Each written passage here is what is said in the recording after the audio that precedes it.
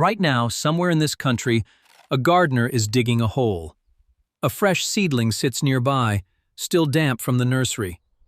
That gardener will set the plant in the ground, push the soil back around it, water it, and walk away, hoping for the best. By August, that plant will be struggling. The leaves will look tired, the fruit will be small, and that gardener will do what millions of others do every single year: reach for another bag of expensive fertilizer. But what if the real secret never came in a bag at all? Two of the most powerful soil-building substances on the planet are probably sitting inside any ordinary home right now. One comes from the kitchen counter, the other comes from the fireplace. Both are completely free, and when combined the right way, layered into the planting hole before a single root touches the earth, they trigger a biological chain reaction underground that doesn't just feed a plant for a week. It compounds, it builds, year after year after year. There is a catch, though, a serious one. Used alone, each ingredient hits a hard ceiling. Used carelessly, one of them carries enough raw, caustic power to burn an entire garden bed overnight. But used together, with a little knowledge and a little patience, something remarkable happens beneath the surface. Here is everything most gardeners were never told about these two hidden ingredients: what they are, how to unlock their power safely, and the one mistake that ruins the whole thing. 1. The illusion of the quick fix. Before revealing what goes into the hole, there is a trap that needs to be addressed first. A trap that catches nearly every gardener at some point. It is the illusion of the quick fix. When a garden starts looking tired, the instinct is predictable. A trip to the garden center, a bright bag of synthetic fertilizer off the shelf. Pour it in. And within days, the results look stunning. Dark green leaves, explosive growth, the kind of garden that belongs on a magazine cover. But something troubling is happening underneath. Those synthetic fertilizers are essentially isolated mineral salts. They dissolve fast. The roots absorb them instantly. The plant puts on a spectacular show. But here is the part the fertilizer industry rarely mentions. Those salts feed only the plant. They do absolutely nothing for the soil. And the soil is not just dirt. Think of it as an underground city. Billions of bacteria, networks of fungi, armies of earthworms, all working together, breaking down organic matter, cycling nutrients, keeping the earth alive. When synthetic salts flood that city, the workforce starves. There is nothing left for them to eat. Over time, the soil compacts. It loses the ability to hold water. It turns into a lifeless, powdery shell. And then the gardener is trapped. More chemicals every season, just to keep things alive. A cycle of dependency that costs more money every year and gives back less and less. Sound familiar? Not just in the garden, but in life too. Quick fixes rarely build anything that lasts. So what does build something that lasts? What actually feeds the underground city instead of poisoning it? The answer starts with something most people throw away every single morning. Something thrown away every morning. 2. The dark gold of the morning. Every single day, an astonishing amount of used coffee grounds ends up in landfills across the country. Millions of pounds, year after year, tossed into trash bags without a second thought. But in the hands of a gardener who knows better, those grounds become something entirely different. Dark gold. Here is the number that matters. After brewing, used coffee grounds still contain roughly 2% slow-release nitrogen. Compared to a synthetic fertilizer boasting 30% nitrogen, that sounds like almost nothing. But the difference is not in the amount. It is in the delivery. The nitrogen locked inside coffee grounds is bound up in complex organic molecules. A plant's roots cannot access it directly. And this is exactly where nature's underground workforce takes over. The moment coffee grounds enter the soil, beneficial bacteria and fungi swarm toward this new food source like workers arriving at a construction site.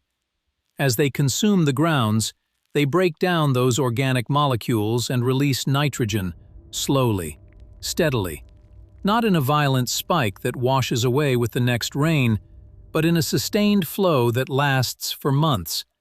And where the bacteria gather, the earthworms follow. Earthworms are drawn to coffee grounds the way grandchildren are drawn to a cookie jar. The gritty texture acts as a digestive aid for them. They tunnel through, they eat, and they leave behind something extraordinary. Worm castings, nature's most concentrated fertilizer, packed with plant-available nutrients in perfectly balanced proportions. So far, this sounds like a miracle, and for the first year or two, it genuinely feels like one. But then something puzzling happens. Around year 2 or 3, gardeners who have been faithfully adding coffee grounds notice the growth suddenly stalling. Harvests level off. The magic seems to fade. Why? Because coffee grounds deliver incredible biological energy, nitrogen, microbes, worm activity, but they are almost completely lacking in structural minerals, calcium, potassium, magnesium. The massive underground workforce is running full speed, but it has run out of raw materials to build with. The engine is revving, but the fuel tank for an entirely different kind of nutrient is bone dry. To break through that ceiling, something ancient is needed, something mineral-dense, something that has been quietly waiting in the fireplace all winter long. 3. The ashes of winter's warmth. To the untrained eye, a bucket of fireplace ash is nothing. Gray powder, the leftover ghost of a fire that already gave its warmth. Most people bag it up and throw it away without a second thought. But consider this. Picture a mature hardwood tree, a mighty oak, a hickory, a maple. For 50 years, maybe 100, that tree stood tall, driving its roots deep into the earth. Over the course of a century, it patiently extracted minerals from layers of rock and subsoil that no shallow-rooted vegetable could ever reach. Calcium, potassium, magnesium, dozens of trace elements. All of it woven into the wood, ring by ring, year by year. When that wood burns in a fireplace, the carbon goes up in smoke. But the minerals do not. They cannot burn. They stay behind. Every single handful of gray wood ash is the concentrated mineral wealth of a century of patient underground extraction. 100 years of nutrition compressed into dust. And the science confirms it. Wood ash typically contains 20 to 25% calcium carbonate, the structural mineral that strengthens plant cell walls and prevents the dreaded blossom end rot on tomatoes. It also carries around 5% potassium, historically called potash, the driving force behind heavy fruit production, vibrant blooms, and deep root development. Free, sitting right there by the hearth. A century of minerals in a bucket. It sounds almost too good to be true. And in a way it is, because without one critical piece of knowledge, this powerful substance will cause disaster. There is a raw, dangerous power in this ash. 4. The danger of raw power. Here is the warning that most gardening advice leaves out entirely. If a gardener takes a bucket of dry wood ash and dumps it around tender spring seedlings, those seedlings will very likely die. Dry wood ash is fiercely alkaline. The moment it contacts moisture in the soil, it triggers a sharp chemical reaction. The soil pH spikes violently, far beyond what most plants can tolerate. That sudden extreme alkalinity burns the delicate microscopic feeder roots that plants depend on for survival. Even worse, the pH spike locks up essential nutrients like phosphorus and iron, making them completely unavailable even though they are still physically present in the ground. The result? Yellow leaves, paralyzed growth, plants that look poisoned. This is exactly why so many well-meaning gardeners try wood ash once, watch their plants suffer, and swear it off forever. Never again, they say, ash burned my garden. But the ash was never the villain. The delivery was. Raw, unrefined power, applied without knowledge, always causes damage. The question is, how does a gardener tame this raw power and turn it into something gentle, nourishing, and safe? The answer is surprisingly simple, and it has been used in one form or another for centuries. 5. The mineral drench, unlocking the ash safely. To safely release the century of minerals trapped inside wood ash, the process is a gentle water extraction, a slow, patient soak that transforms harsh powder into a mild, life-giving liquid. Call it the mineral drench. Here is exactly how it works. Start with a clean 5-gallon plastic bucket. It must be plastic. The alkaline liquid will react with metal containers. Make absolutely sure the ash is clean. Only use ash from untreated hardwood, oak, maple, hickory, fruit trees.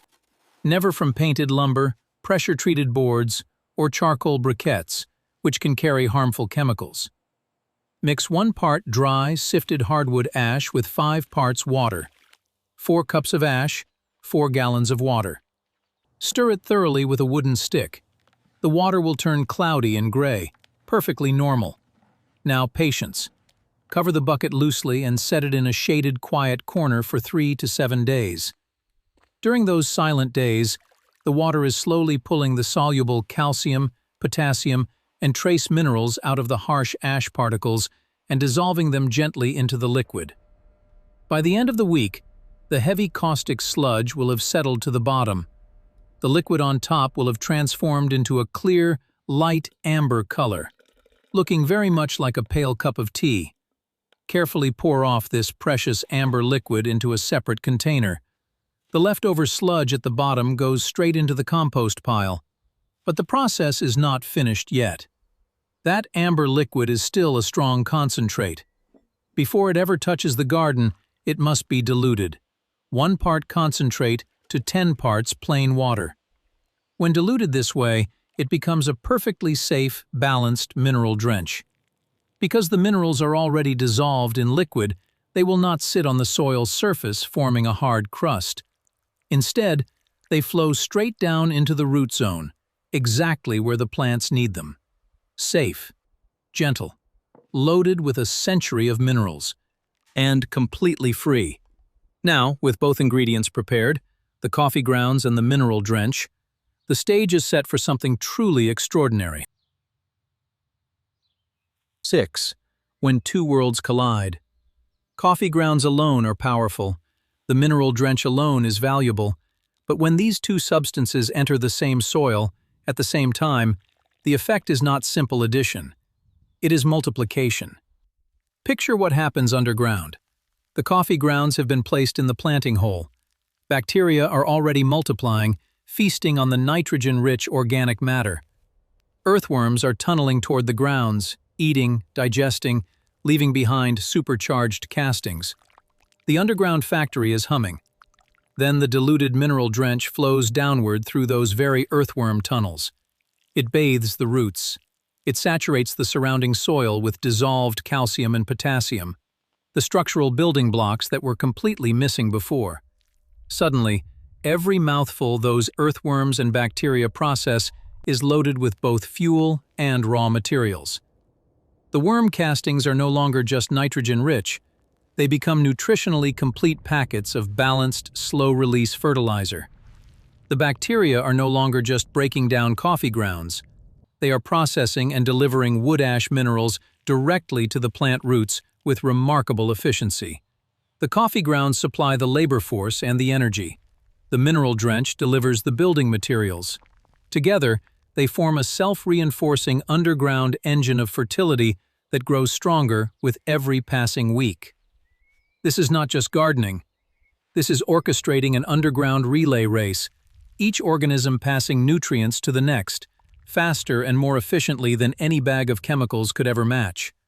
And unlike synthetic fertilizer, which depletes the soil with every application, this system leaves the soil richer after every season. But knowing the science is only half the story. The method of application, the exact order, the exact placement, makes the difference between spectacular success and heartbreaking failure. 7. The blueprint. Step-by-step planting. Here is the complete planting protocol, step by step, in order, with nothing left out.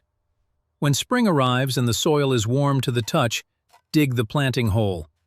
Make it a little wider and slightly deeper than the root ball of the seedling.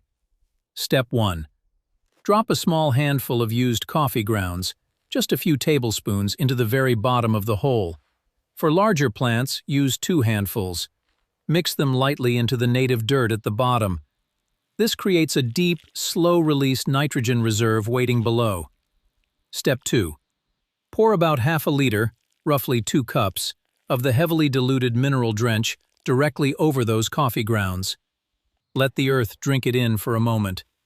Step 3, and this is the step that separates success from heartbreak. Pay very close attention. Cover the wet, nutrient-rich layer with 1 to 2 inches of plain, native soil. Do not skip this step. The tender, vulnerable roots of a brand new seedling must never sit directly on concentrated coffee grounds. That thin blanket of native soil acts as a buffer, allowing the roots to grow down into the nutrient zone at their own pace when they are strong enough and ready. Step 4. Set the seedling gently into the hole, backfill with soil, press the earth lightly around the base, and water thoroughly.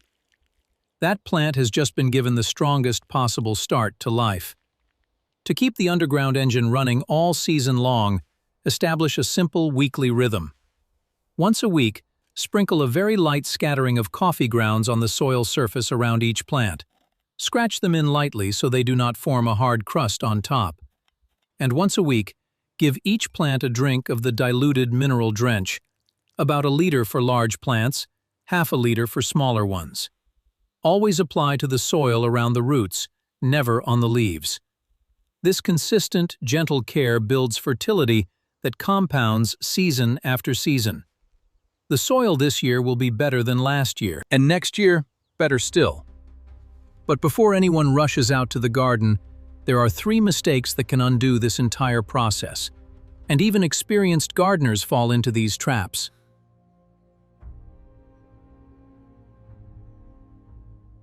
8. The 3 mistakes that ruin everything. Commit these to memory. They are the difference between a thriving garden and a disaster.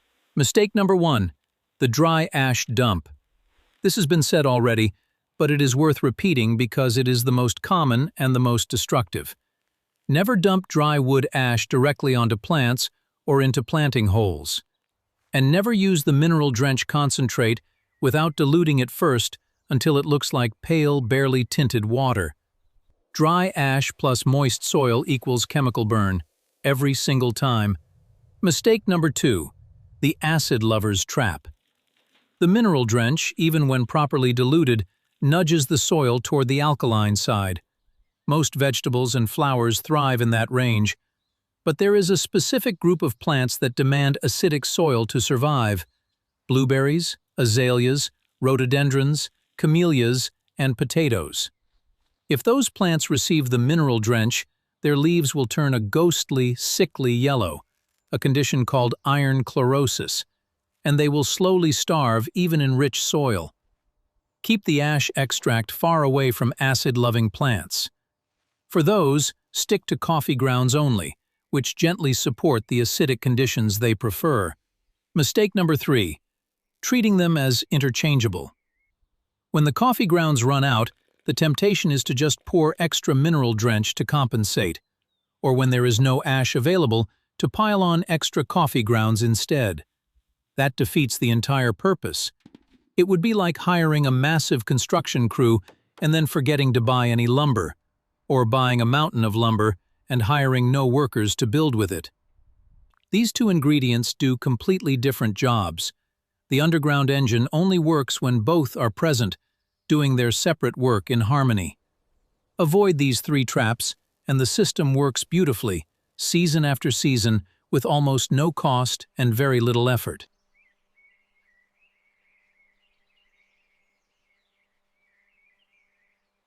The legacy in the soil. The old way of gardening, chasing quick fixes, buying expensive chemical bags year after year, fighting against nature instead of working with it, is exhausting. It leaves the gardener tired and the soil depleted. But taking something as humble as leftover coffee grounds and cold fireplace ash and using them with a little knowledge and a little patience changes everything. The soil becomes darker, spongier, more alive. The plants grow stronger without constant intervention. The harvests get bigger, not smaller, as the years go by. That is not just gardening. That is building something that lasts. Soil that will be healthier next year than it is today, and even healthier the year after that. A quiet legacy, written in dark earth, for whoever tends that garden next. So before the next seedling goes into the ground this spring, take one more look at the kitchen counter. Glance over at the fireplace. Everything needed for an extraordinary garden is already right there, waiting. If this sparked a new idea today, drop a comment below. Which of these two ingredients goes in first this spring? And if someone comes to mind who would love to hear this, share it with them. That is how good knowledge travels. Until next time, build good soil, nurture the foundation, and everything else will follow. Happy gardening.